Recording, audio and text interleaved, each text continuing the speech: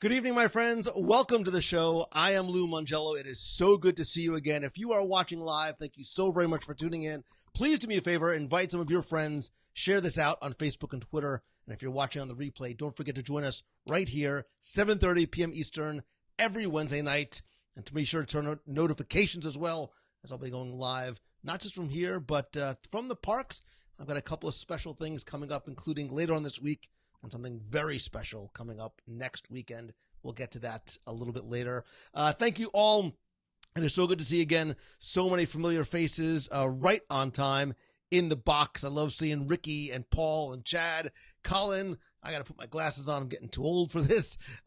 Judy, Rodrigo, good to see you. So many people from the WDW Radio Nation who are here, and the WDW Radio Box family. Thanks to all of you who've gone over and joined our community over on the Box People group over on Facebook.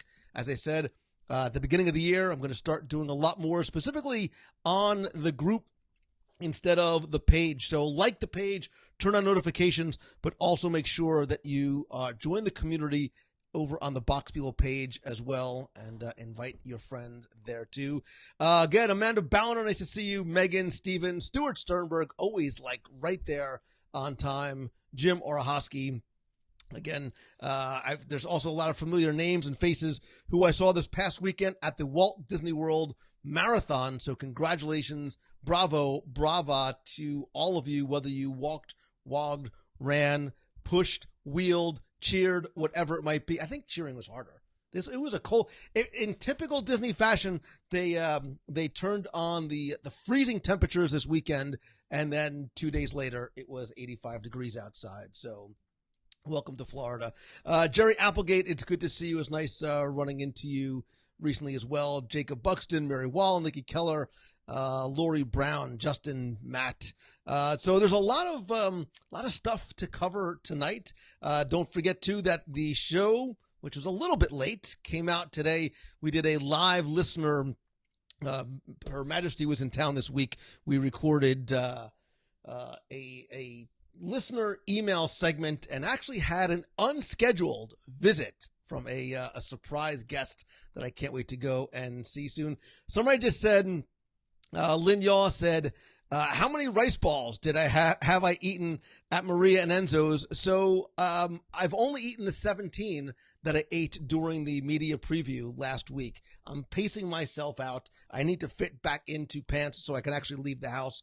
And I'll go back in a couple of weeks and give it the full review and probably have less than 17 rice balls. Don't judge me. They were tiny, and I was doing it for your benefit. So, but there's a lot of other stuff that I want to chat and get to tonight. I also want to give you a couple of reminders right off the bat. I mentioned it earlier. Don't want to forget, this Friday, I'm actually going to be getting a look over at the Epcot International Festival of the Arts. And certainly I'll be going live from there as well. I don't know exactly what time. That's why it's important to turn on notifications both in the group and on the page. And what I love about the Festival of the Arts is, much like the Flower and Garden Festival, it has become sort of a mini Food and Wine. So I'm more the arts that I'm most interested in are less about the musical arts, the theatrical arts, than I am the culinary arts. So I'm looking forward to see what the chefs have in store for us. And I will have I think I need to get a bigger pair of stretchy pants before Friday, because of, the week that I've had. So Judy Paverini said, you had pants on Saturday, didn't you? I always leave with pants or a muumuu, one of the two. Although I still have yet to receive the WDW Radio blue Moroccan muumuu that was promised to me by somebody who may or may not be in the box this evening. I might actually need it soon because I'm pushing maximum density. Melanie says, I have a few friends there. Megan, I can do the food, the culinary arts. I believe there's going to be 12 to 15 marketplace kiosks again for the Festival of the Arts. I don't know. I have not seen anything as yet. Leticia Burgess Cherney, nice to see you. She says, nice shirt. I am just here for the food. This was a prototype for the one that is now actually in the WDW Radio merchandise shop.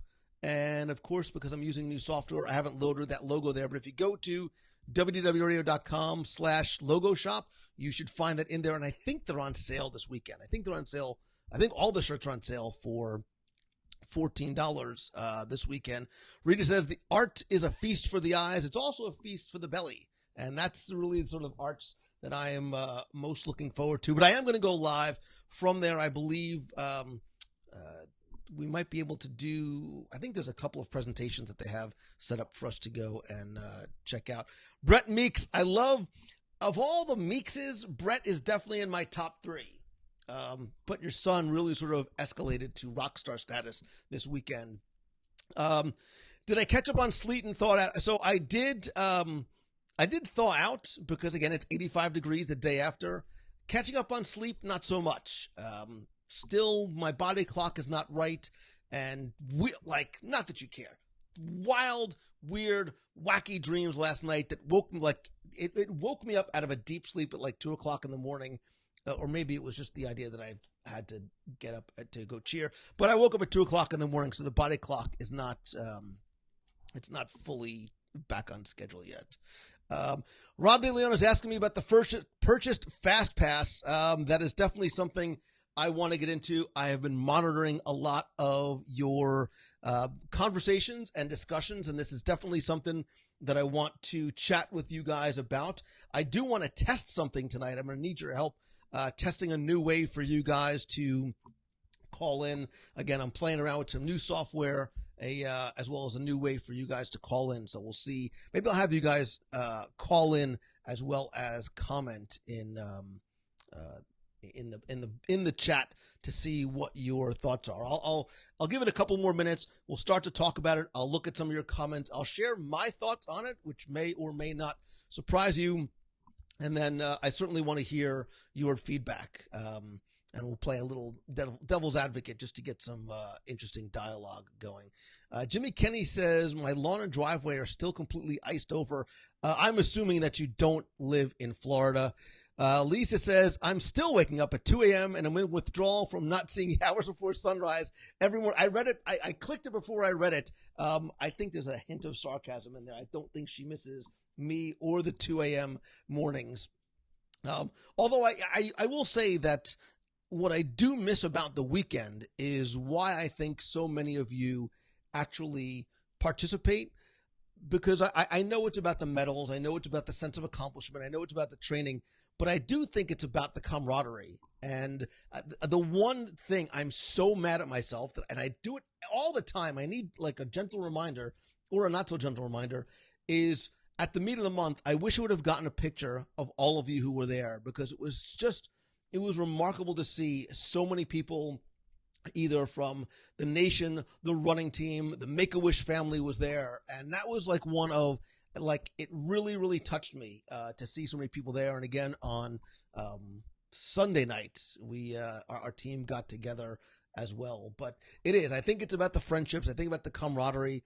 As a spectator in many ways, I love watching the team come together beforehand, after, and on the course. Some folks who are having a difficult time were helped along by other team members, and you do it as a team, not just for each other, but anybody in the course that needs a little encouragement, that needs a little bit of help one way or the other. And that's one of the things that impresses me most about you, is it's not just the people who are wearing the blue, it's anybody out there that you want to help. And I love and appreciate all of you for that. So, let's see. Rebecca's sneezing into the box from work. A lot of people got sick after the marathon. It's sort of 28 days later after marathon, because everybody is sick. Judy Pavarini was pretty much speechless at the meet of the month, and so was I. You want to know why? Because I met and hugged Judy Pavarini. We cried a little bit together, because that's what we do. Marla Chan, good to see you. Jim Orhosky, I will be posting a video in the meet. Brian, if you are in here, he was so helpful videotaping the meet, although the traffic was crazy that day. A lot of people getting there. So, Mary Wall says, great job to all the runners. I agree. Anybody, and look, I still believe in my little Lou Mongello heart of hearts. that anybody that lines up is a winner already, because I think lining up and signing up is the hardest part. I understand what I mean by that. The commitment to do it. And, even if you didn't get a chance to finish for one reason or another, the fact that you showed up is a thing that is incredibly impressive to me. Amy Haravel, I hope that you get a chance to come to one of the meets of the month as well. I'm working on February's now. I have some travel and other things going on in February. I believe it might be the 11th. Don't quote me on that. Do not quote me. I'm keynoting that weekend, so I have to see if I can pull it all off together. Actually, speaking of which, I remember to actually load the logo. Man, I'm going to get this right one of these days. I'm going to be the closing keynote speaker at Podfest Multimedia Expo right here in Orlando, Florida. It's at the Wyndham on iDrive. It's primarily for podcasters, but even other content creators, I think, can get some value out of it. Last year I went. I knew some of the participants just from being in this space, as well as the organizers, and watched a little bit, and then I was invited again this year. So if you are in the area, want to come by, go to loumongello.com/podfest18 to get your tickets. Stephanie Perry Bullock says, wait a minute, I got to go back. The Make-A-Wish family always makes me cry. It really puts our everyday problems in perspective. I agree wholeheartedly, and I love and appreciate you so much. I still owe you breakfast and lunch. You are like a shining star and an angel that came in with hot chocolate and donuts again. And I missed you on Full Marathon Day, but I brought donuts. I brought munchkins because I can't do it as well as you do. So, Megan Eichner, 10 days until Disney. Kenneth Locke, good to see you as well. Marnie Raimondo, it's nice to see you. Do you know how I can get a wish from my dad? So, Melissa Lawrence, the best way is to contact your local Make-A-Wish chapter. And if you don't know how to get in touch with them, just go to Make-A-Wish of America, and they'll put you in contact with whoever it is that you need to get in touch with there. So, can I do a meet of the month at the Poly? I'll buy you a Lapu Lapu. Well, there you go. I don't know marches as yet. I'm traveling and speaking a bit in February and March, so I don't know my calendar as yet. Simon Hayhurst, nice to see you as well. So, Brevin Butler says, did you ever work for Disney? I have never been a Disney employee, a cast member in any way, shape, or form. Maybe one day I'll tell the story about the sort of handshake offer that I got to work there and why I turned it down. But that's another story for another day. I'll tell that story before the grease tape comes out, which I'll tell any story before the grease tape comes out, because the grease tape is obviously never coming out. So let's get to one of the interesting topics of conversation, which really came out officially today. It was something that was talked about a little bit, but it's been officially announced today that guests who are staying at some Walt Disney World resorts are soon going to have the option to buy additional fast passes. To be clear, they're only going to be available to guests who are staying in club level rooms. So it's concierge level, club level rooms. It is the option to buy fast passes are not going to be available to everybody. Let's sort of dig a little deeper into it. And again, I definitely want to hear from you. The option to buy the additional fast passes, again, these are not to be clear, because there was some wrong information being disseminated early. These are not front of the line passes. They are regular fast passes, but they are going to cost guests $50 per person per day. Again, only for club level guests, and they will get that $50 per person per guest will get 3 additional fast passes that can be used in any park. So you need to obviously have park admission, and these will give you 3 additional fast passes. Another addition to that is that this extra fast pass plus option is going to allow these guests to book their fast passes 90 days in advance instead of 60 days in advance for regular resort guests. Also, in addition to the 3 fast passes, the $50 per day will give guests preferred viewing areas for some of the nighttime spectaculars. There's also an option if you are an annual pass holder. If you stay in these club level rooms, you have this option as well. But again, you need to be staying on dollars in one of these very specific rooms. Here's some of the fine print that I think is sometimes getting lost, and I'm going to share a little bit of my thoughts on this. Well, I'm going to play devil's advocate for the sake of encouraging conversation, and maybe I haven't tried this yet, but maybe we'll test you guys calling in. One thing to be clear is this $50 per day is per guest, and there's a 3-day minimum. So you have to spend at least $150 on fast passes. So let's take a minute, because people are losing their marbles that all of a sudden you're not going to be able to get a fast pass for Flight of Passage, Soarin', A, B, C, and D, all of the super e-ticket attractions. Let's do a little bit of math. Let's say on average a family of 4 goes to Walt Disney World, staying at a club level room. They have to spend a minimum of $600 for the additional fast passes. That's on top of their regular park admission. It's on top of their regular room night. And just to ballpark it, to let you know, a club level room is probably going to, so we'll use Polynesian, for example, is going to run you in value season probably a minimum of $750 per night. And I stress those things. I stress the 3 days, the 4 people, the $600, the cost of a family of 4, is that I honestly think that the impact on everyday guests is going to be negligible. Time will tell, and we will see as it rolls out. But I don't think this is something that every guest is going to do. And I was trying to sort of figure out and do quick math in my head.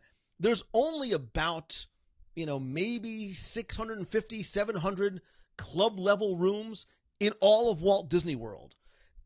If you assume that every single one of those guests has rooms has 2 people in it, and every single one of them gets those, maybe, but I don't think that's going to happen. Now, I want to flip things around. I want to flip things around, and I want to play a little bit of devil's advocate, and I want you to do the same thing as well. I want you to put yourself in the position of a guest that is staying in a club level room. Whether you can or will ever not is for the purposes of this discussion.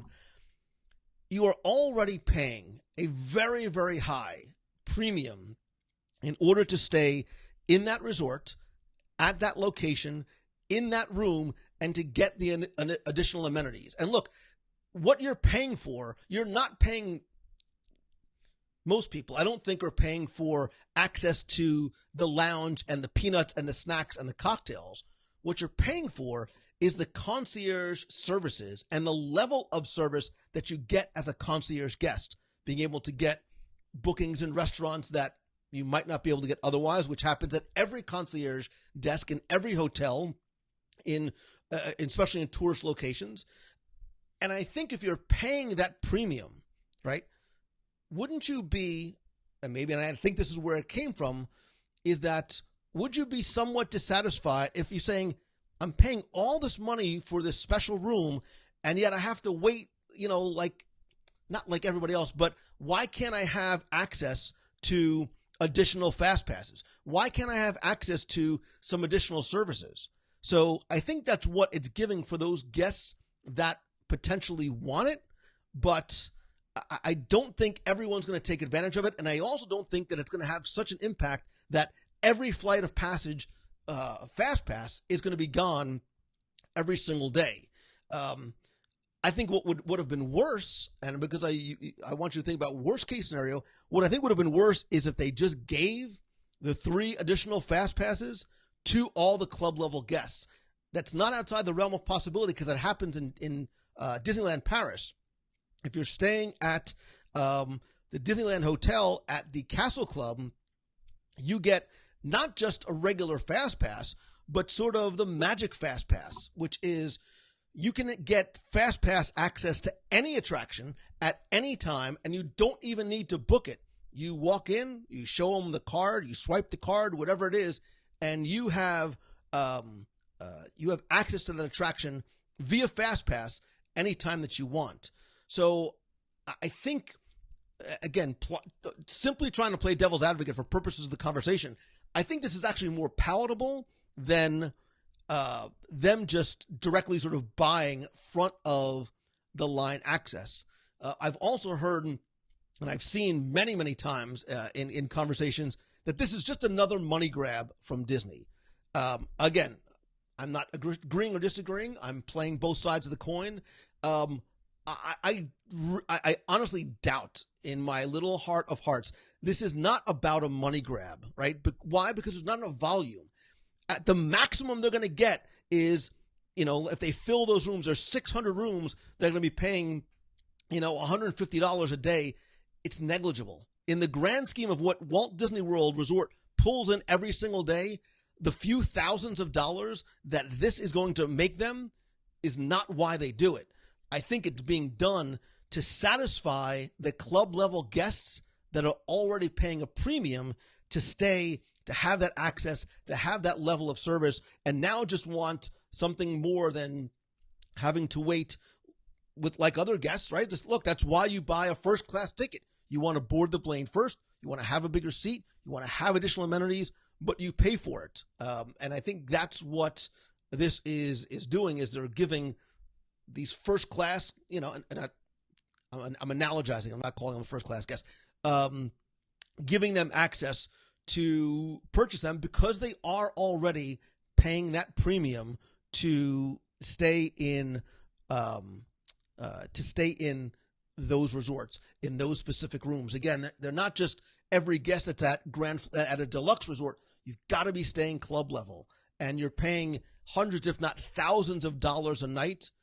Again, I personally would have much more of an issue if they were just given to the club level guests as opposed to them having to purchase them. If I would feel that this is going to negatively impact the experience of a vast majority of guests, because there won't be any more fast passes, then it's another conversation for another day. I'm watching some of your comments as they are going by. Becky Mencken, of course, chiming in, says people will and are paying for it. That's why and how they justify it. I agree. I think this probably came from a desire to provide a guest satisfier that club level guests were probably asking for, saying, look, I'm paying this. What do you mean I can only have, is there any way I'll even buy additional fast passes? This is not a money grab. Disney does not need to make a few $1,000s more a day. What they do need to do is satisfy some of the guests who are paying a premium, as well as not to exclude the guests who are not. And I think that's the balance. By making them pay for it, not giving it to everybody, it prevents it from being something that is going to detrimentally affect every other guest. But look, this is one of those things where time is going to tell. But I do believe, like some of the other things that we've seen certain things that have come and gone as tests. I'll use the Tomorrowland lounges, or whatever they call them, the Tomorrowland cabanas. I think that came from a guest request to say, hey, our family's in the parks. Is there someplace we can go so we don't have to traipse all the way back to Beach Club when we're in Magic Kingdom, just to relax, to get out, to get something to drink? Some people want that exclusive access. That's not my bag, baby. But for some people, that's what they want. That was a test of that. Look, you can make an argument, the DVC lounge, you are paying a certain premium membership, having its privileges, gives you access to a DVC lounge. People who are staying at club level, I think that is what people want. So Brevin says, I agree with you. I worked at Animal Kingdom Lodge in the college program at club level. It's going to make the fast pass lines longer. It's not going to make the fast pass lines longer. Just going to meet guest needs. Only a select few will pay the bigger price. Personal 2 cents. I agree. This is not. If this was something that they gave to every single club level guest, it would be a much, much different conversation. But I don't necessarily think that is the case. So Jesse Fouts, so there's only about 650 or 700 club level rooms. When you're talking about, look, Magic Kingdom on its most packed day, I think now they've increased it. I think they pack in 75,000 guests. So even if every single one of those 700 rooms had 2 people in it, there's 1,400 guests that got 3 fast passes, the impact is going to be negligible because there's 75,000 guests there. There's 65,000 in Epcot. There's 50,000 in Animal Kingdom. There's 45,000 in Disney's Hollywood Studios. You have a few 100,000 guests. The impact of 1,400 potentially, it's probably half that. If even half that, buy it. It's going to be a blip. It is going to be a blip on the radar. And I'm just thinking, this is me just off the top of my head, just sort of imagining what is going to happen. We won't know until the first guest starts doing it. And I believe it starts this week. So this may possibly just a trial. It may be something that's going to be tweaked. But I think what Disney is doing, this is part of an ongoing look. At the end of the day, the beginning of the day, throughout the day, what Disney tries to do is make you as a guest have a better experience. How do they do that? They change the way the transportation system is working. They bring on minivans. I haven't heard anybody complain that I have to pay $20 for a minivan service. They're saying, OMG, I can't believe it only cost me $20 and I'm getting right to the front of Magic Kingdom without having to wait for a bus for 120 minutes. And this weekend, over Marathon Weekend, people were waiting for buses nearly 2 hours on Marathon Weekend. What they are doing is providing guest satisfiers. They're providing guests a way to have a better experience. Again, if this was something that, like other parks do, if you go down the street, you can buy fast passes, you can buy access. I think that's worse than doing this, because then all of a sudden it becomes a race to see who can spend additional money first. That might be something that is more for monetary gain than trying to satisfy guests who I believe are already paying the additional premium for it. I would love to hear from you. I'm watching your chat go by. Paul Clark says there's probably only 2 attractions that are hard to get fast passes for: Flight of Passage, Toy Story Mania. I think there's probably 1 or 2 other ones. I think Soarin' is still sometimes a difficult one to get.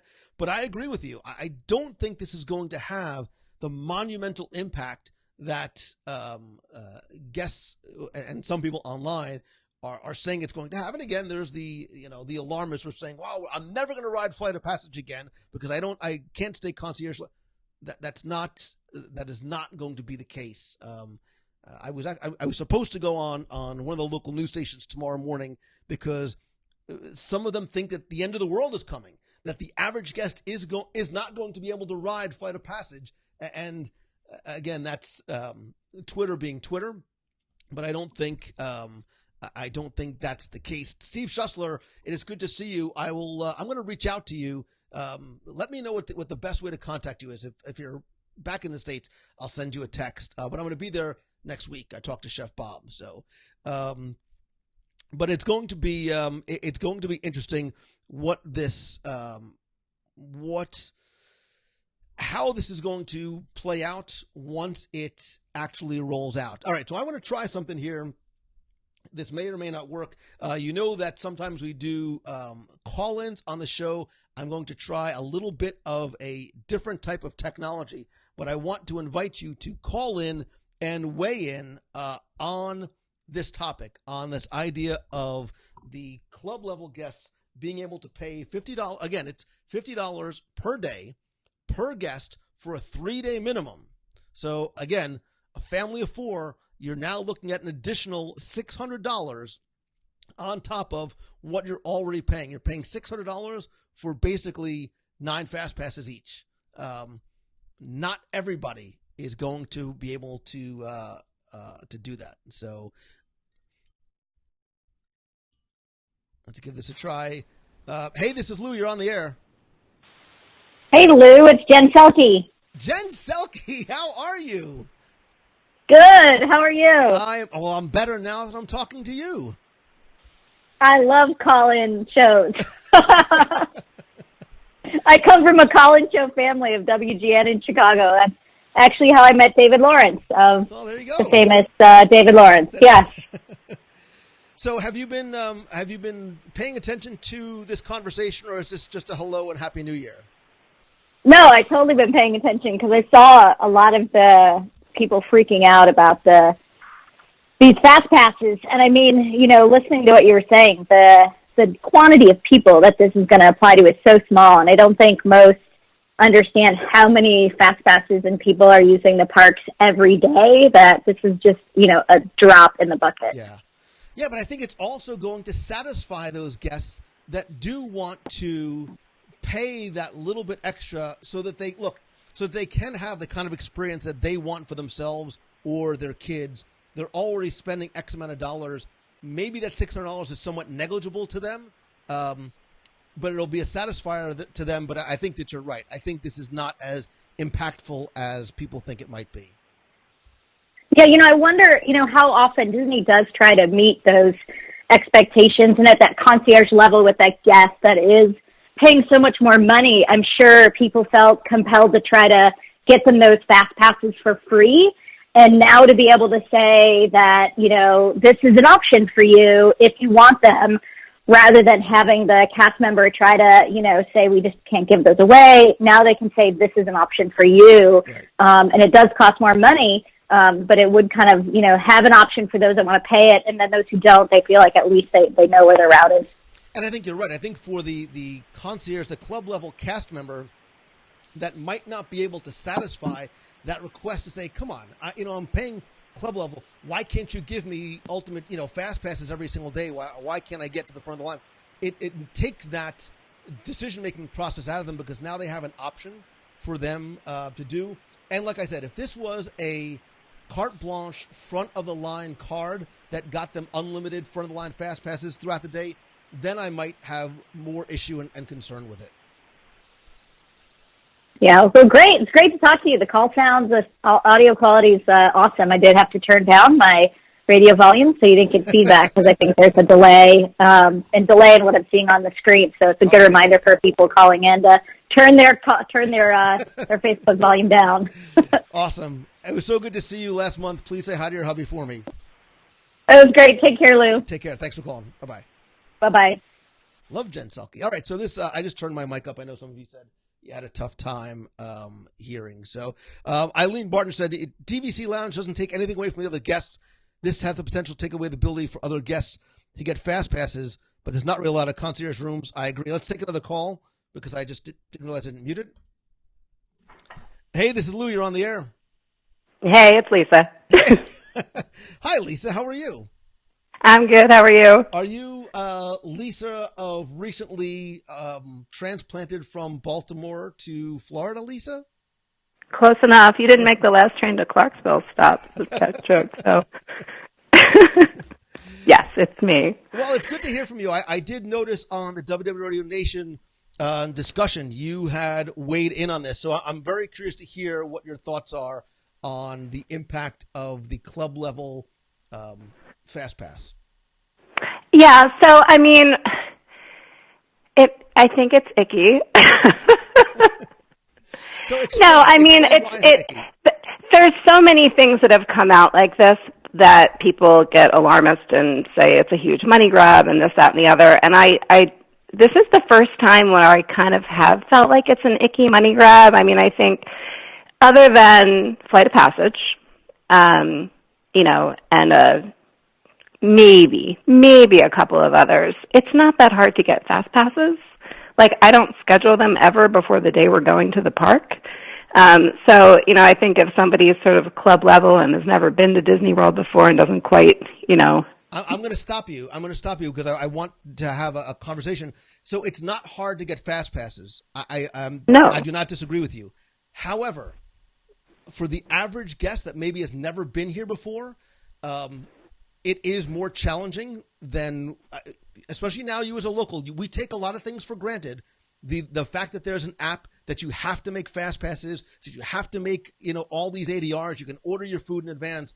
But I think what it is, it's not necessarily that it's hard, but when you are staying in a club level room, when you're paying for a first class ticket, when you go to the concierge desk, what you're looking for is that level of assistance, that concierge level of service that some people want. And that is what I think this is akin to. And because there's only a very small number relative to the number of guests that will be in the park at the same, on the same day, I don't see this being incredibly impactful, even if 75% of the club level guests pay for this additional service.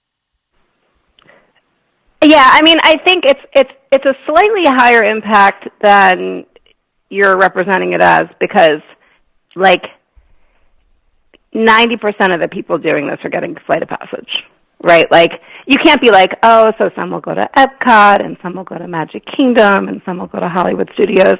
Flight of Passage is what everybody wants. And if people are spending, $50 times how many people there are times 3 days. Right. But so, and again, I'm not a mathematician, but I play one on TV.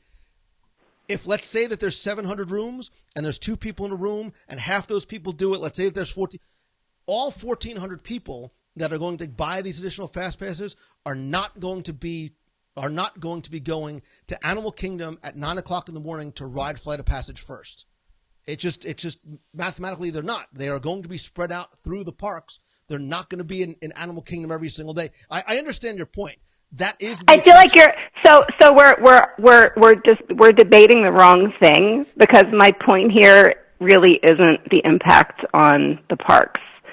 I just think it's an unnecessary money grab. And how many of these club level people are making their own fast passes? See, and I don't think it's the travel agents. It's the travel agents doing it, right? Like, we love our travel agents. Some in particular we love so much. But, it's the travel agents that are selling this park. It's the travel agents who don't have to wake up early in the morning to make the fast passes for these people 60 days out. It's all fine and good, and, it's a lovely thing to offer to, people who are already paying premium prices to stay in the nicest rooms on property. It's just, it's just unnecessary. Like, it's unnecessary. I think it's taking advantage of people's lack of knowledge about, how fast passes work. It's lack of knowledge. I think it's a convenience. We pay.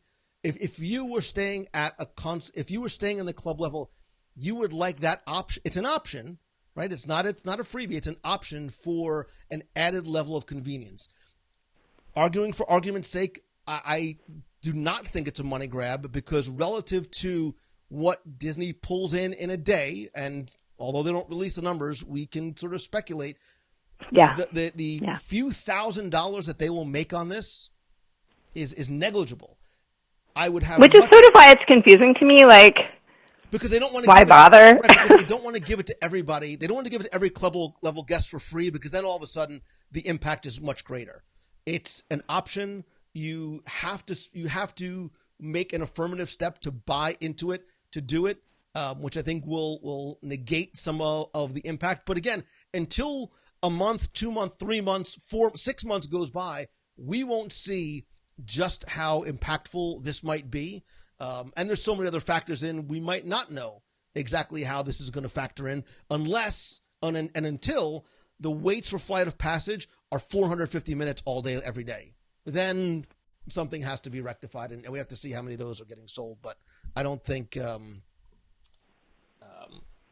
I don't think it's going to be as devastating for the everyday guests.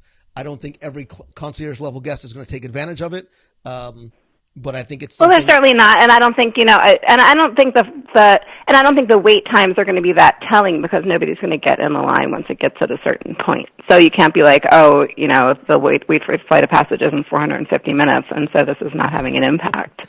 Like, it's the average family who, I've stayed at Pop many a time. I think Pop is a great option for a quick trip. When I was building my house, God knows I spent a lot of time at Pop.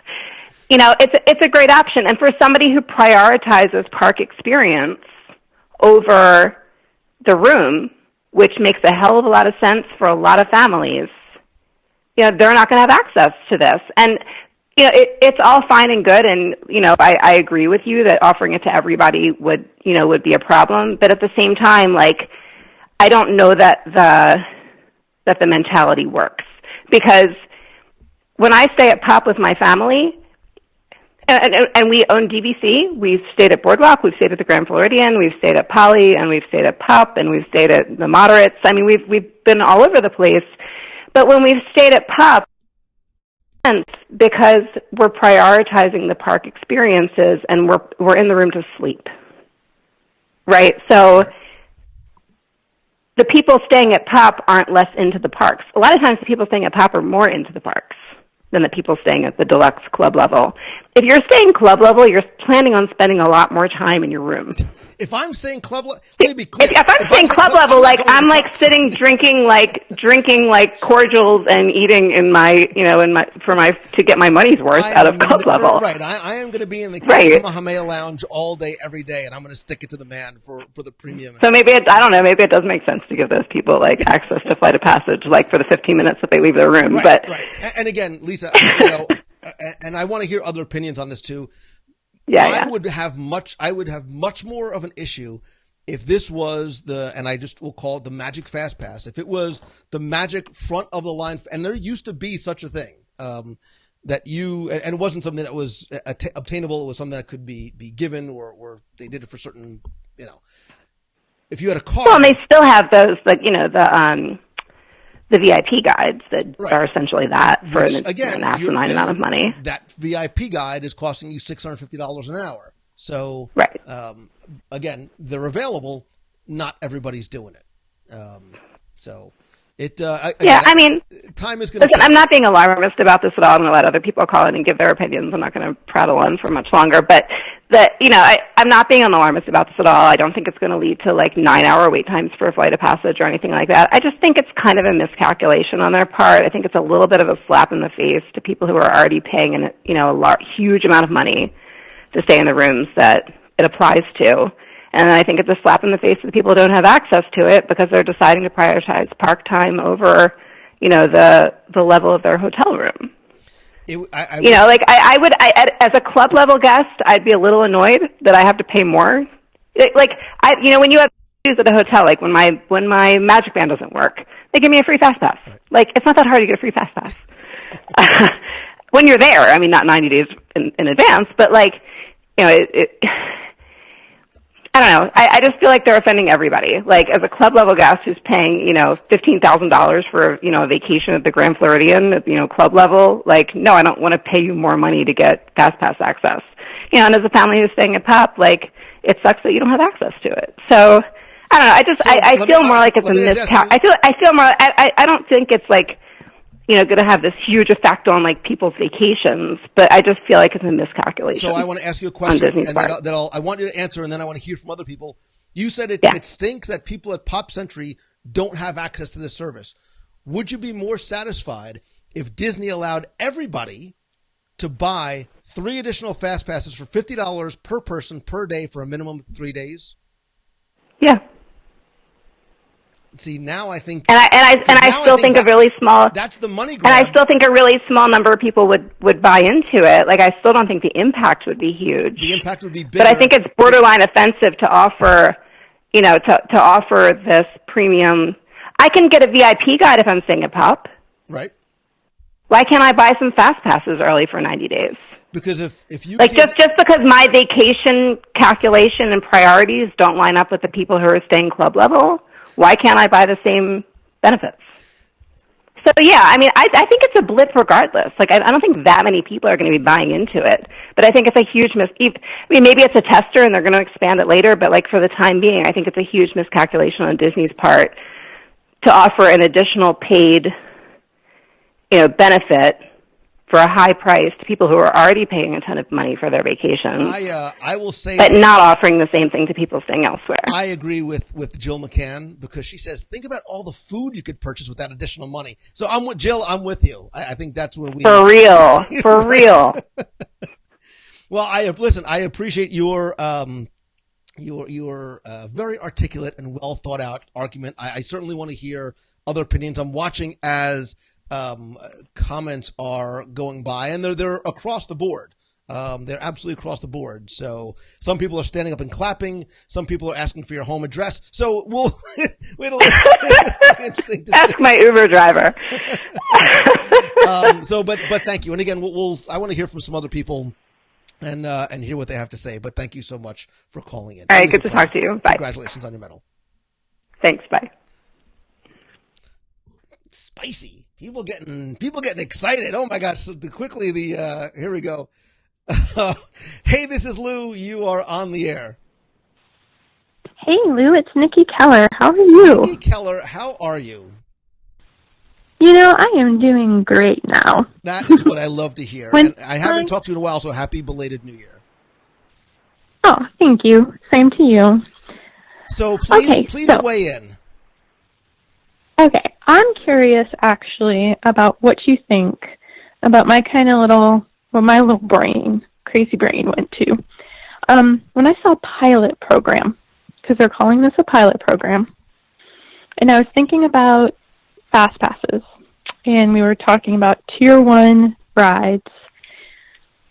The first thing that came to my mind was when they did the seasonal ticket pricing differences to even out the crowds. Right.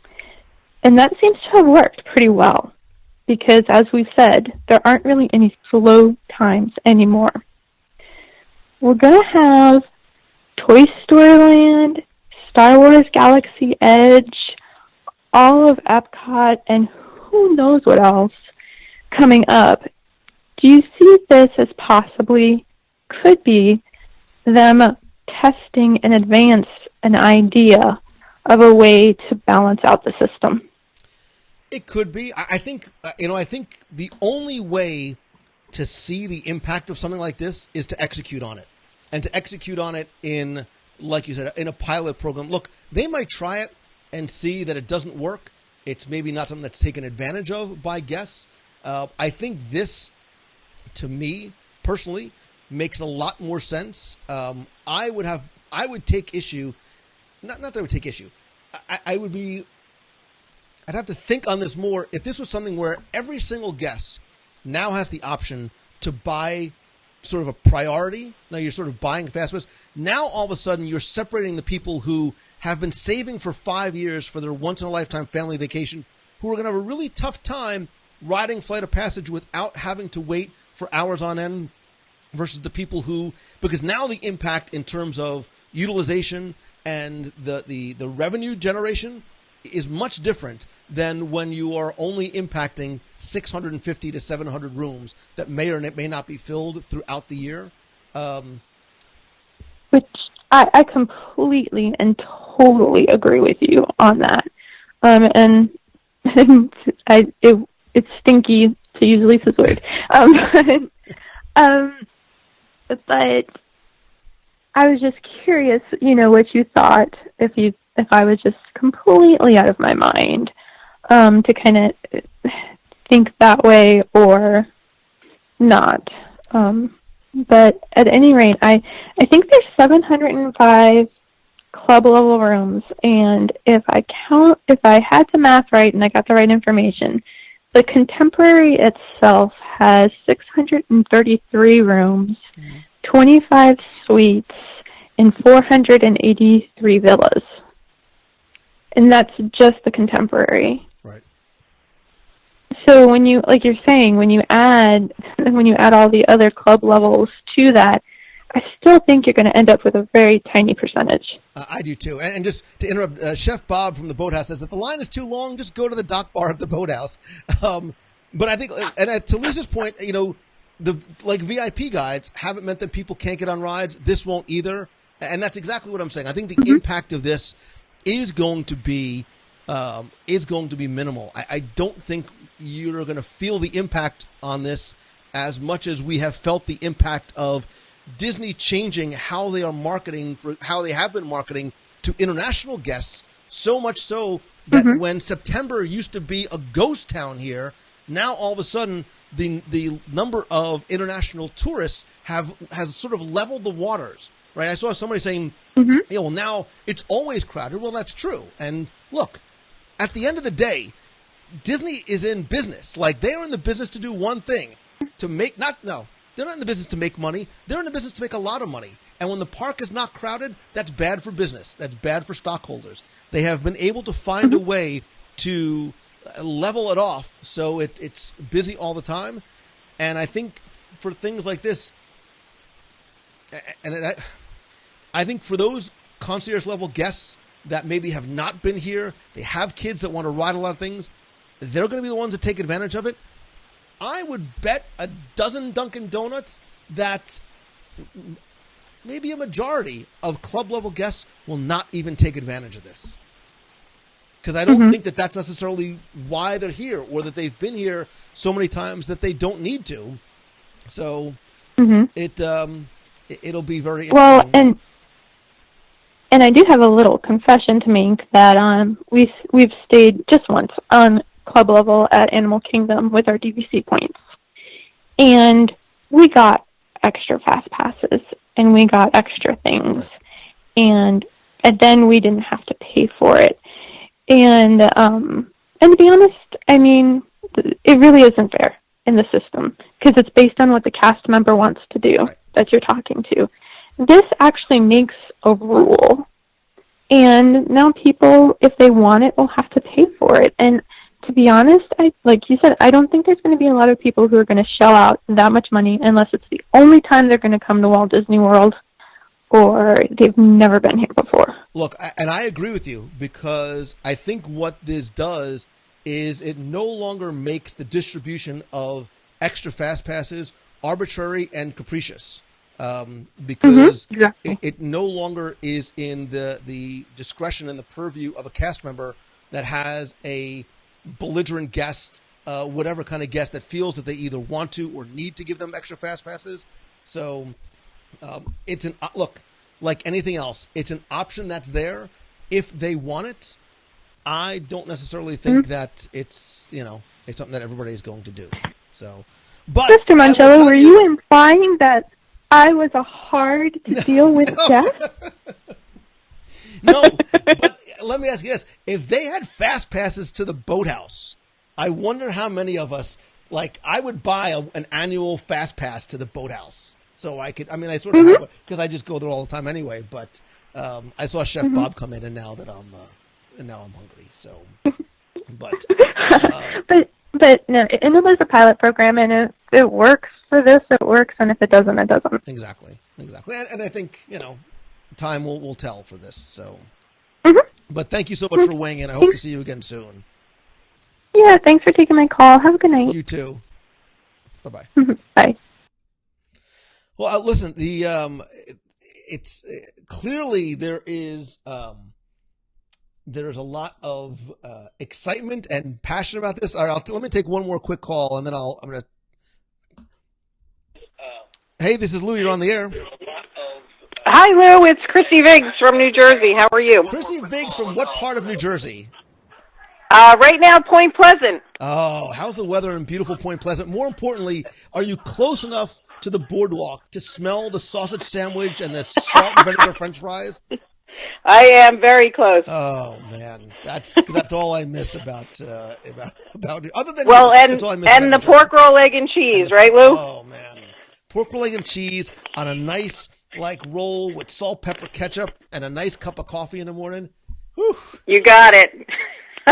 I'm more excited about that than I would be my $50 fast passes. So there you go. All right, Lou, here's my weigh in on this whole club level. Lay it on me, sister. All right.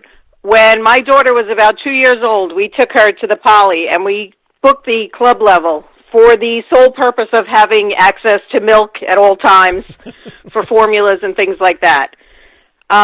Back then, I thought it was expensive, and we're going back 9 years ago. It was great, but for the money, I didn't think you got enough of what they had to offer. It was basically food and access. Like you said, everybody else kind of gives you the same sort of deal. My feeling on it is, like you said, it's probably going to be like maybe people that only go to Walt Disney World once in a lifetime, and they're going to go for broke. Mm-hmm. Personally, if I had the extra $600, I would either put it towards a Polynesian bungalow or the boathouse and buy lobsters for the family.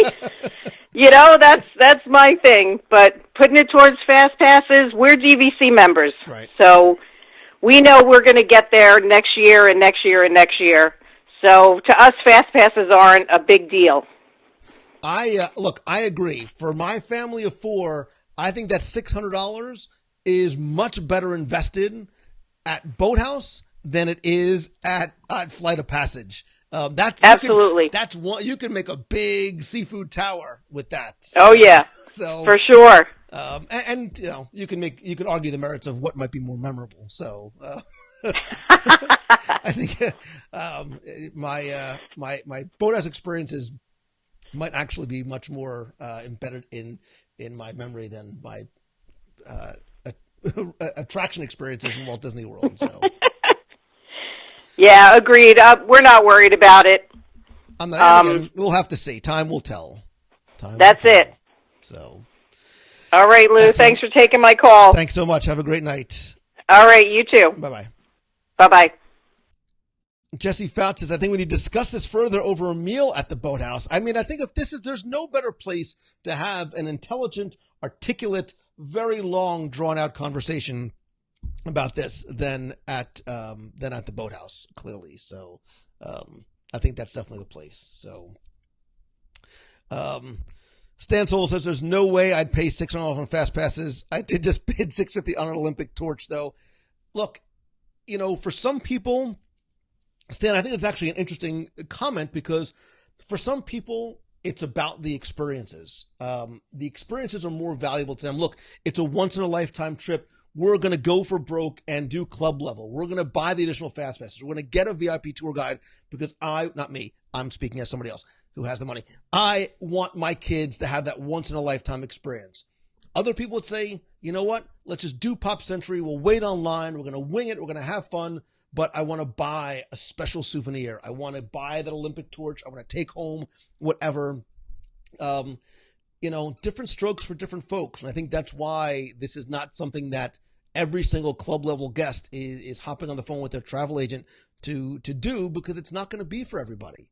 And I think that's why the impact, you know, might not be as devastating as people are saying. And again, we will see. We will see. So this would not be in the book 101 ways to save money at save time at Walt Disney World. It won't necessarily save you money. Sean Embry, yes, I'm going to send an email to the nation tomorrow about the next call. So as people, Lisa and Martin, talking about what you could do. So again, if you had your family of four, $150 a day for 3-day minimums, $600. So I'll put this question to you. If you had $600, if I gave you, no, not that me. If I gave you a $600 gift card to Walt Disney World, but you could only spend it on one thing, what would you spend it on? Would you spend it on your 3 days of regular fast passes? These are not front of the line, but would you spend it on 3 days of regular fast passes for your family of four? Would you bring home an amazing souvenir or bag of souvenirs? Would you go and have some ridiculously delicious meal somewhere, Boathouse, and do that? I want to see in the comments, or if you want to call in, let me know what you would do if you had a $600 gift card that you can only use like that. What would you spend that extra $600 on? John Fulton says, my first couple of family trips are all about maximizing the ride value and experience. After that, it's more about the overall experience, including rides, dining, and entertainment. I agree. Lisa would spend it at Victoria and Albert's, obviously. $600 is 3 new Dooney and Burke purses. I'd add more days on my tickets versus getting the fast passes. Again, different ways to spend your money. I would spend it on a singular expensive item or a tour of some sort. Remember when I used to do tours way back when? pictures, 22 orders of chicken at homecoming. That's the solution. So, Colin, that's what I would do. I would take my $600. I would go to Boathouse. I would bring some friends and some nation members over, and we would do Boathouse right. Because there's only one way to do Boathouse, and that's right. And I know, Lisa, I still owe you a meal. Chef Bob, I have a very special guest that I need to bring to Boathouse, like very soon, or she won't be a friend anymore. The nicest room I could get at the Poly or the Beach Club, two of my favorite resorts. Souvenirs and dinner at Cinderella Castle, says Mandy B. Joey Davidson would spend it on a tour. Chad would put it towards a next trip. I would spend $600 on the Sandcastle Club for a babysitter and dinner with the husband. So, Mary Alice Founts, it's interesting that you say that because, and I don't know if this is rumor or official, that the kids clubs at Walt Disney World may be closing. There has been a significant drop-off in attendance and utilization at the kids club. I know Lilo's Playhouse is set to close. I know a lot of the other ones have closed. I don't know about Sandcastle Club.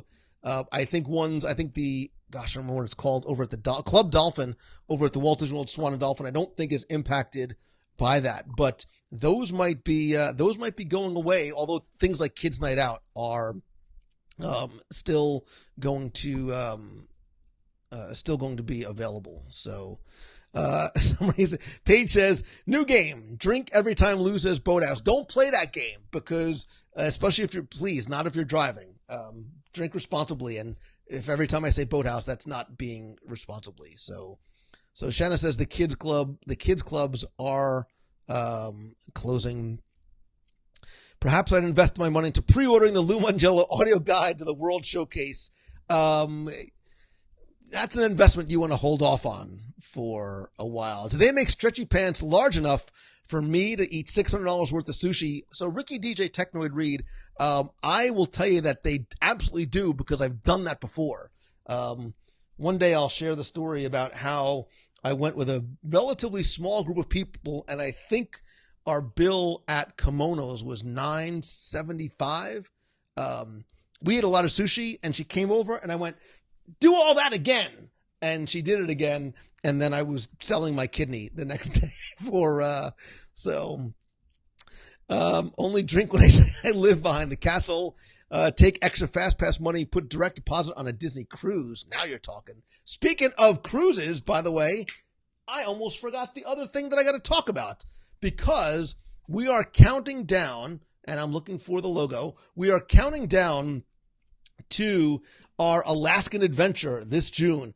We still have, I think there's now only 4 cabins available, but they're available at day one pricing. So if you want a ridiculously good deal on a cruise to Alaska and to come with a fun-loving group of people that are going to have an amazing time, we're working on excursions now, go and check it out. But, my friends, I have a task and a contest for you. I can take these things off now. As you know, as we've done in the past, we have had logo contests for our Star Wars cruise, our Double Dip cruise. I have another logo contest coming up, but now I need your help because my Photoshop skills are abysmal, to say the least. I should have been banned from using Photoshop years ago. So I want you to help us design the logo contest for our Alaskan Adventure 2018. If you go to www.radio.com/Alaska18logo, you can submit your own version or versions. You are absolutely more than welcome to submit more than one logo for our Alaskan Adventure Cruise. The specifics are on that page, just in terms of you have to include the WDW Radio logo, the Mouse Fan logo. Other than that, it's fair game. And you see what we've done in the past with the Lou Sent Me shirts, with it was a few other ones that we did. What I'm going to do again is I will give the winner a mystery box. You don't know what's going to be in the mystery box because I don't know what's going to be in the mystery box. Who knows? The mystery box could include things. It could include stuff. It could include experiences. Maybe it's going to include lunch with me at the boathouse. You never know. because it's a win-win for everybody. You have until, let me just do this again. You have until Monday, January 22nd. Go to wdwradio.com/Alaska18logo. I will post this in the group and in the and on the page. You are certainly welcome to spread the word and invite others to do it. And again, you can certainly submit more than one logo. Stan Solo says that the prize is going to be the $600 gift card Lou was talking about. It might be. It very well might be. I sent Keith a pretty big box when he designed. What I don't even know what logo it was. Was it the Double Dip? It might have been the Double Dip Cruise logo from this summer. So, Lisa, I will tell you this. I will promise you this. I will take you to the boathouse before I take the winner to the boathouse. Because if I don't, there's a good chance you're going to murder me. Richard Bailey says, Lou pops out of it. Listen, nobody wants me to pop out of the mystery box. So Chef Bob says, I'll donate a seafood platter. I'm going to enter my own contest. Oh man, there ain't nobody better than Chef. Wow. That right there is worth starting to, flood with entries, because that's part of my death row meal is the seafood platter. I might just, I want to just spread my ashes along the boathouse, because that's where I think I want to just spend all eternity. So I don't get to work much in Photoshop. Lots of time in Visio. Oh my God. I remember how much time I used to spend in Visio way back when.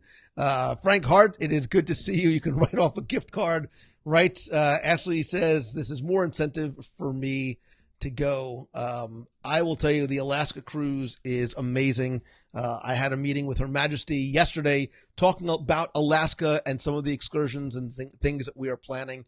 And I think the countdown is 159 days, and it's going to go like that. So get ready, get your stretchy pants ready, and get your warm stretchy pants ready too, just in case. So Colin Kendall says that does thicken the plot. I agree. So Stan Solo says we are on for the boathouse. When am I? Jessera McElroy says, why are you planning to be on death row? Wow. Well, it's a hypothetical situation. So, I have no plans to be, answer Jimmy's question. Wait, let's see. What's Jimmy's question? Jimmy, ask it again in case I missed it, because I don't see it. Let me go back. Oh, what's my choice between boathouse and paddlefish? Jimmy, that paddlefish, it's not even close. It is boathouse far and away. Chef Bob, I'm not just saying it because you're here. You know that. By the way, I yesterday, I ran into somebody as I was recording, a special guest as I was recording yesterday in Disney Springs. I think paddlefish is nice. It's wonderful. I think paddlefish it's a great place to go and get some appetizers to share with friends, but boathouse far and away. I don't even put paddlefish. I don't even put paddlefish in my top 5. What do you think about that? So, you know where my heart lies, Chef Bob, and it's with you and the entire staff at Boathouse. So, death by boathouse is not a bad way to go. I mean, look, Ricky, not to get overly morbid, but if we have to sort of pick the time and the place to go, Boathouse is not it is not the worst place. I don't know what I missed. Gee, I'm going to murder you at some point. That might end up getting me on death row. Can you order Boathouse takeout in Chicago? No, Becky, part of the Boathouse experience is eating at Boathouse. Like you can't do leftovers. You got to do it right there. And you got to give yourself time and space when you go to Boathouse. So, let's see. Let me catch up here. From Gibson's. Martin says, let's hope that the Boathouse still has food when we get there in October. I promise they will, because Chef Bob gets fresh fish every single day. So, and I'm starving again. Chef Bob, what I wouldn't give for some of that coriander seared tuna. I know it's not on the menu right now, but the seafood terrabon is just so good. It's so good. Maureen Carey is asking let's have a soft shell crab. Wait a minute, I just missed that. let's have a soft shell crab, said Chef Bob. You had me at soft shell crab. Maureen Carey, I will do a top 5. I will do my top 5 Disney restaurants as a show. I'll do a top 10. I will do a top 10. Let's have soft shell crab on our death row meal together. Oh, whew. I love all that.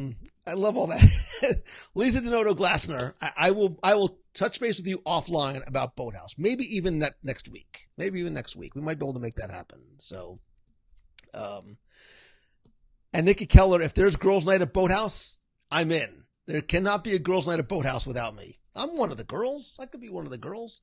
$600 for a minivan from Lou's house to Boathouse. $600 could do some damage at Boathouse. If I had $600 to spend, I would get a seafood tower, the coriander seared tuna. I'd have to get a couple of different entrees because I'd find out what the fresh fish is, and it depends on what time I was going. Would I get the lobster roll Manhattan style? Would I even consider getting a steak? And then the blueberry chef. I hope you have the blueberry crumb cheesecake because I'm coming in next week. I knew Lou would be talking about food when I turned in, so I'm eating dinner as I'm watching. Ashley Brooke, that is a smart person. So, plead to chef to bring back the tuna in Lou's honor. Did I miss that the tuna is gone? Please don't say that the tuna is gone. Lou's top 5 is at Disney Springs Boathouse 4 times and then a daily poutine. So. Lisa says you're going to need $600 when I finally get there. I probably will. But you know what? It's worth it.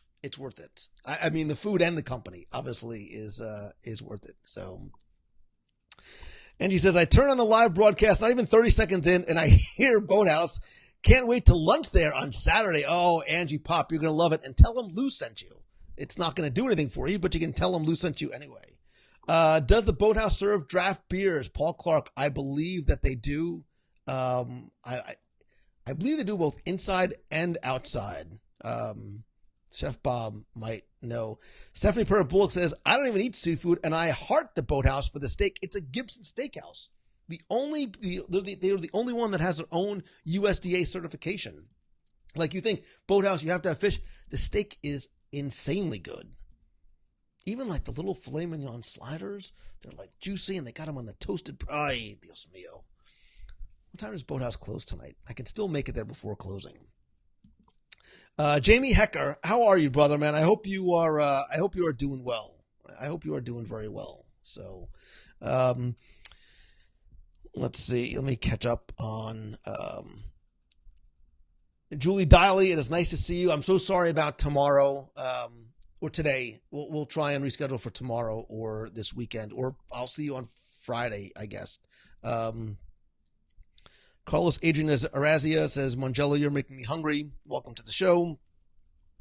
Stephanie says they also have some sort of lemon sorbet thing that's also amazing. Stephanie, I'm a savory guy, not a sweet guy, but I will tell you, John Delancey is seriously craving fish tacos. Oh my God, they're so good there. The blueberry crumble cheesecake is the best dessert I have ever had in my life. That was like my best birthday cake I've ever had too. The show wraps up quick to allow for a late night run to Boathouse. Aaron Vieira, one of these nights I'm actually going to do it. One of these nights, Chef Bob, I'm going to do the show from the Boathouse. We're going to work something out where I'm going to come, I'll sit outside, dockside, in one of those big comfy chairs, and I'll do this show from your Boathouse and just dilly, just eat myself crazy. Fish tacos is what I had at Boathouse. They are delicious. Do I have smell-o-vision next time you take the box to the Boathouse? No, but you need to go. I know we're saying this jokingly, but I really do. I love it, not just because Chef Bob isn't here. So I need the recipe for that cheesecake. He just reminded me. Julie, I don't know if they do that, but man, those pastry chefs there, they know what they're doing. So Richard Begley is coming in 5 weeks to Orlando, going to do some damage to the credit card at the Boathouse. Tell him Lou sent you.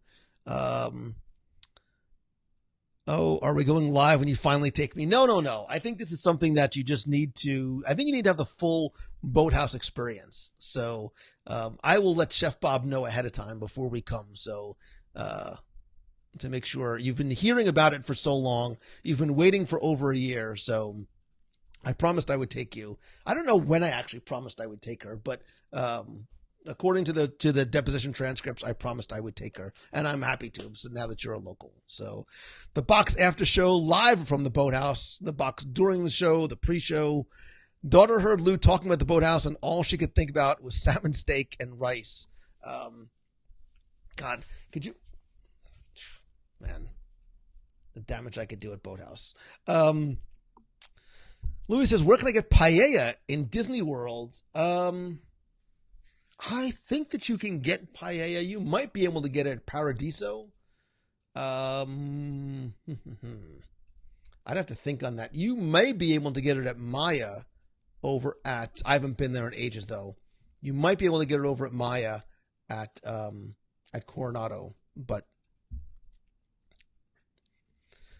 Lisa's face after the Boathouse will be like when she walked off Flight of Passage. I think we can get Lisa to weep at the Boathouse. That's how good it could be. So Amanda Banner says, I'm available 3 weeks from tonight. Just saying. Amanda, I'm sure we need to have a mini mastermind one-on-one meeting there or something, to talk about anything. So over a year ago, you told me not to go without you, and I've been waiting ever since. Okay. Sorry. Please do not review or even speak of the Boathouse blueberry cheesecake. You have a track record of things disappearing. That's true, but I think hopefully the Boathouse is immune from that. So, Chef Bob says, I'll make you paella if you ask in advance. I'm the master of it. It's one of the top 10 reasons why I love Chef Bob from the Boathouse. So, Maureen Carey says, my new shirt, I'm only here for the Boathouse. I could wear this shirt when I go to the Boathouse, which, by the way, is available at the WDW Radio merchandise shop, although I changed the font to something a little bit more Disney-ish. I will tell you something. You will go to the Boathouse for the food. You will go back for the overall experience. You'll go back for the service. You'll go back for the location. It is remarkable. It is remarkable. So, David Potts even coming to your defense says, I can remember about 3 separate occasions where you promised to take her to the Boathouse, though I could easily forget if you promised to take me to David, if I hadn't read that out loud, I could have done that. But Brian Walton, that's actually a great, it's off property, but you're right. Columbia is down in Celebration as well. So, Quincy says, I haven't had dinner yet. I am so hungry. Jessica McElroy has never heard of, oh my gosh. I love Latin food. Paella they make it in a giant thing it's got, rice and seafood and mussels and shrimp and chicken and chorizo. It is so good. It is so good. Chrissy Vig says, new shirt. Got Bob? Cindy motes up and says, I had that, Marla Chan's I'm going to build my own meetup for the Boathouse in May. Marla Chan, that's fine. As long as you invite me, then I will absolutely be there. So, David Potts. Good Lord, a night on the dock with some swordfish, fish tacos, tuna, and a bottle of wine is pretty much exactly what I need. John Delancey, again, I know you're coming down here very, very soon. If we need to sort of do a one-on-one consulting outside the confines of our mastermind call, then there is no better place. That's where I met with Armando before he joined the group. Armando and I had, I think, like a 3.5 or 4 hour meeting at the Boathouse one afternoon. So, does the Boathouse work for solo travelers? Absolutely. You can eat inside, you can eat outside, you can go to the dockside bar, you can go sit on those wonderful comfy chairs that surround the museum of antique boats. So absolutely.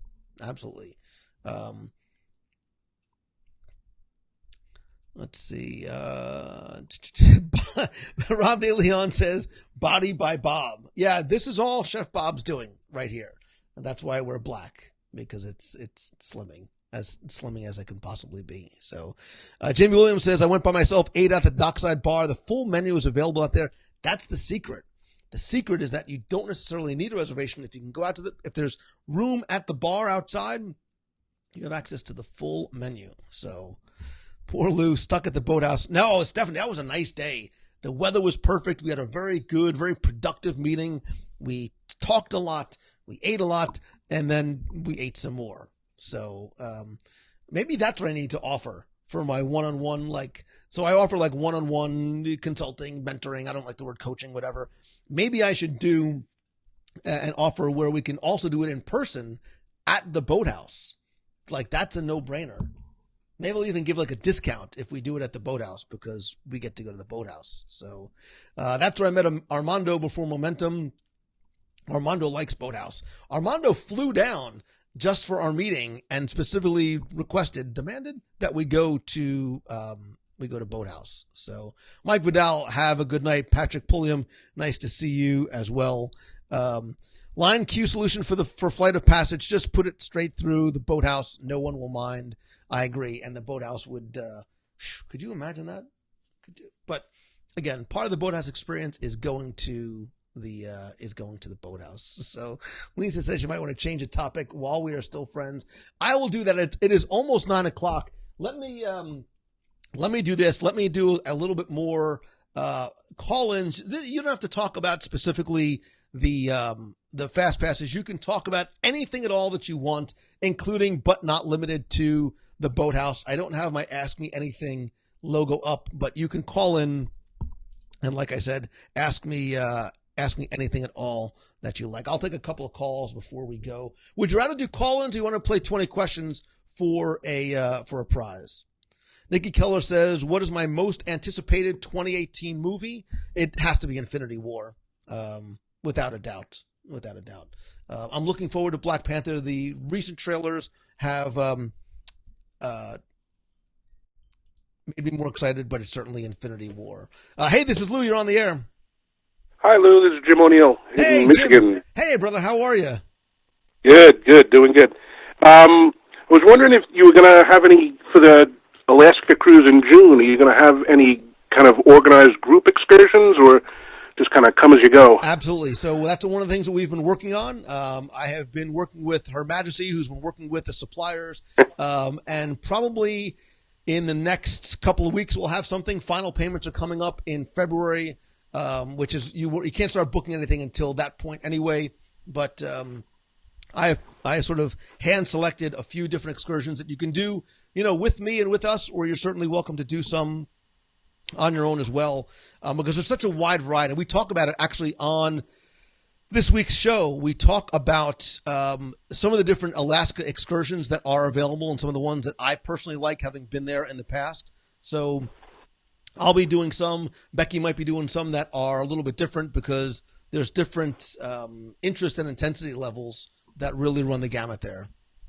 Yeah, I heard the show, and I'm with you on the the train ride. Not sure my wife is up for it, though. She doesn't do too well with heights, so it might just be me and my son with you. It's beautiful. It is beautiful. It is. Yep. Looking forward to it. Cool. I'm sure whatever we decide to do, it'll be a great time, and looking forward to it a lot.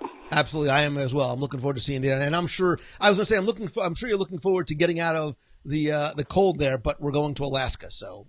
But it's not going to be that bad, I promise. Last week it was -4 here. It was 30 degrees in Juneau. Man. I don't know how you do it, but God bless you, brother. Yep. All right. Thanks, Lou. Thanks for all you do. Have a good night, man. Take care. Bye-bye. Thanks. Bye. Chef Bob, thank you so much for watching, man. I appreciate it. Let's take another one. Hey, it's Lou. You're on the air. Hi. This is Isaiah. Hey, Isaiah, I was wondering what you thought about the monorail situation that is all over Twitter recently, with the doors opening pretty much the day after they put up the signs of "Don't lean against the door." So, listen, and this is my take on it.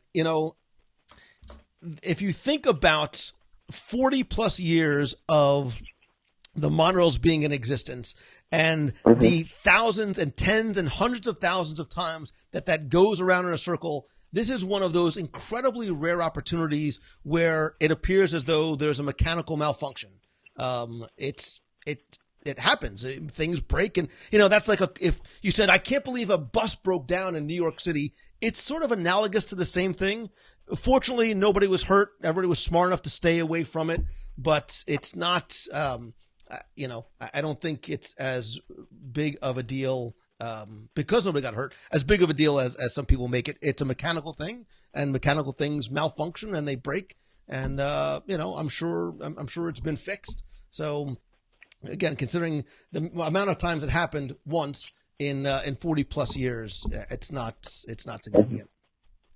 Yeah, I completely agree with you. Now, another question though is, do you think they should be putting more money into the monorail system, or into the stuff with the what do you call it, the Skyliner thing? Well, I think what happens is, they're maintaining the monorail system. To any sort of investment in trying to upgrade or update the monorails would be, monumental in terms of buying new monorail cars, which I don't think that you need to do. The ones that they have work fine. I think there's also a sense of nostalgia that's attached to them as well.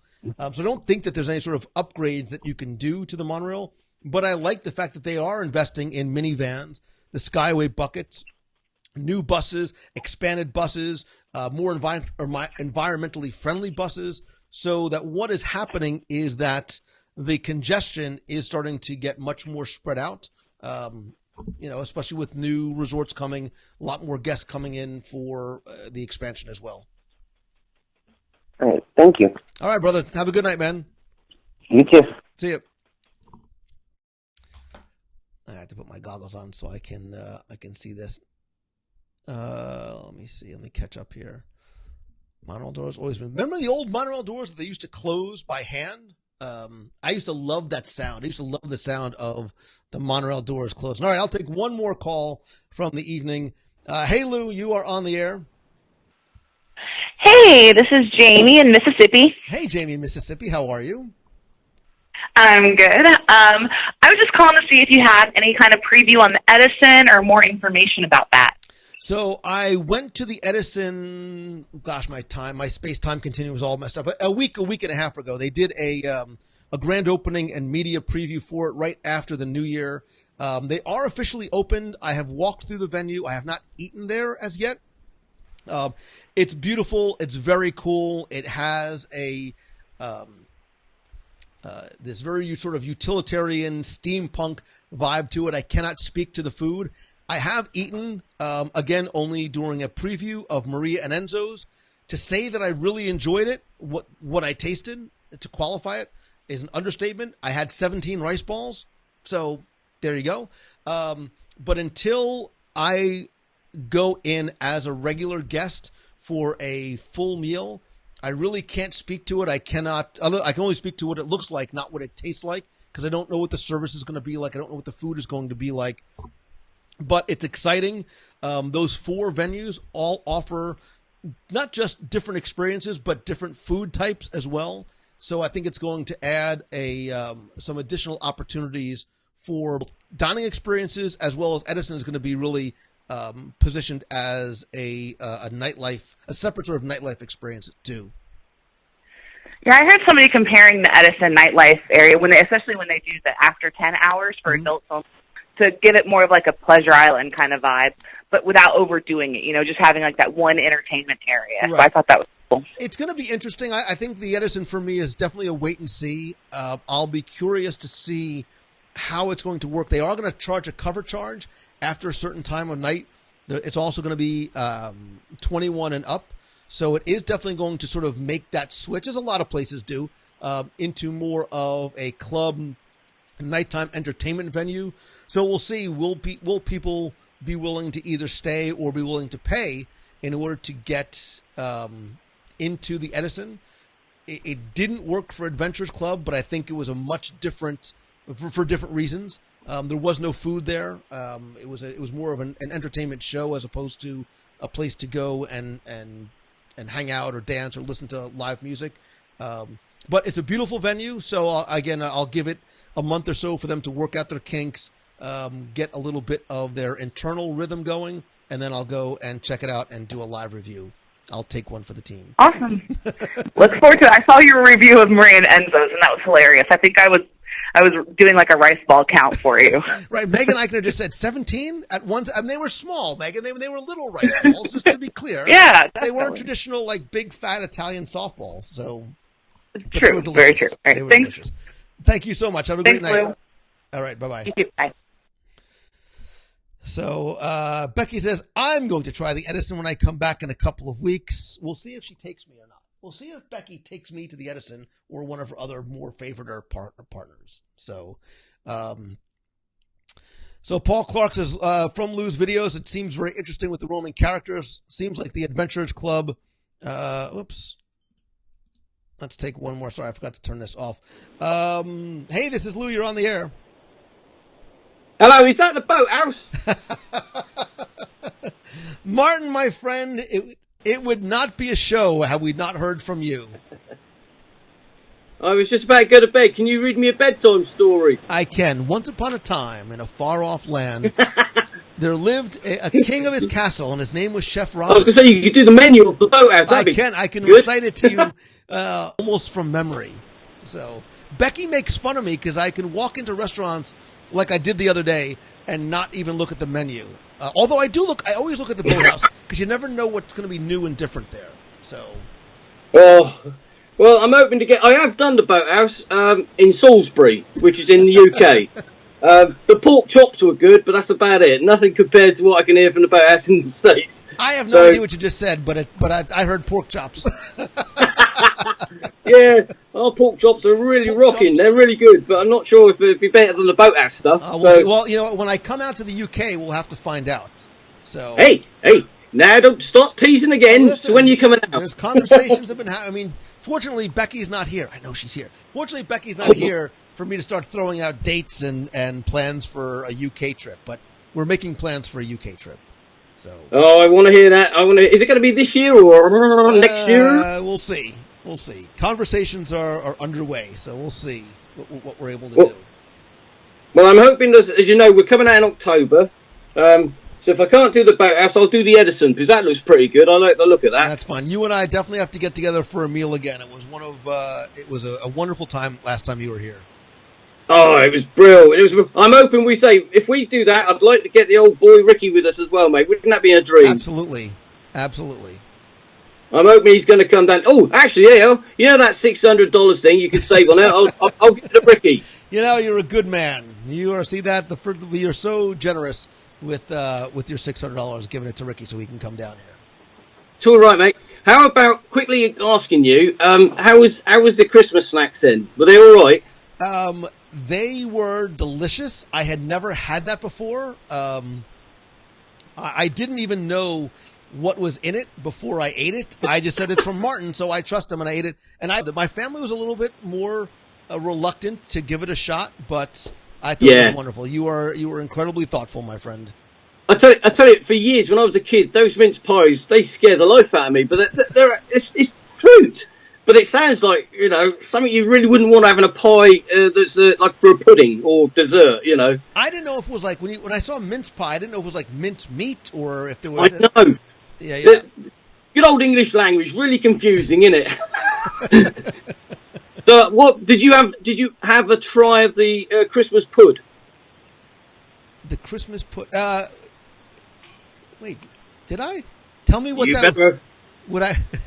what was the Christmas pud? Wait a minute. That's the one in the round little tub that you cook and turn upside down, I think, and bang it out. And then you put, like, custard on it and all that stuff. You better get back to your menu, have a look. I do. There was a couple of things I didn't finish, so maybe that was one of them. But the mince pies I really liked. So you got I gave you Jaffa cakes as well, yeah? You got your Jaffa. Those I ate. And I'm so happy that the rest of my family doesn't like those, so I can have them all myself. I love that. I think that's brilliant. It's so funny because I mean, it's dark chocolate, it's orange. You know, it's a win-win-win, really, isn't it? Listen. I'm looking forward. The thing I'm looking forward to coming to the UK for. I don't care. I don't want to see the Queen. I don't want to see Big Ben. I don't want to see Parliament. I want to see you. I want to see Emma, and I just want to eat with you guys. That's it. Oh, I tell you, I've got a menu a mile long about the food you're going to have to try, but I am a bit worried about you because you'll be going, "What's in that? What's in that?" You know, there's some foods that you don't want to try. I will try anything once. I'll tell you what, the best one is the best. I think we've said about it before, like having a good old English breakfast, right? You've definitely got to have a good old English breakfast, but don't have the black pudding. Oh, I know some people like it, but no, that's just going too far. I'll take a small taste. Yeah, it's going to the dark side, the real dark side, that is, mate. So, especially in the morning. But I just thought, hopefully, as I say, we're looking forward to seeing you in October. Hopefully Ricky will be there as well. But if not, I'll see you whenever you get over this little island here. You know, this little place where we all live, and hope you turn up and have a look round one day. I look forward to it. I will bring I'll bring a translator so I can understand what you people are saying.